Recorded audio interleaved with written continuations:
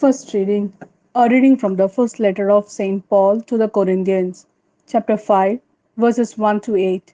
It is widely reported that there is sexually immorality among you, immorality of a kind that is not found even among Gentiles, that one of you is living with his stepmother, and you so filled with your own self importance. It would have been better if you had been grieving bitterly so that the man who has done this thing were turned out of the community. For my part, however distant I am physically, I am present in spirit and have already condemned the man who behaved in this way, just as though I were present in person.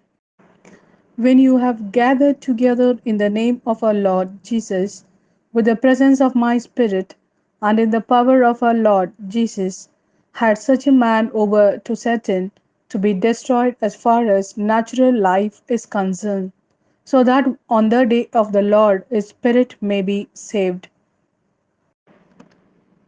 Your self satisfaction is ill founded. Do you not realize that only a little yeast leavens the whole batch of dough? Throw out the old yeast so that you can be the fresh dough, unleavened as you are. For our Passover has been sacrificed, that is Christ.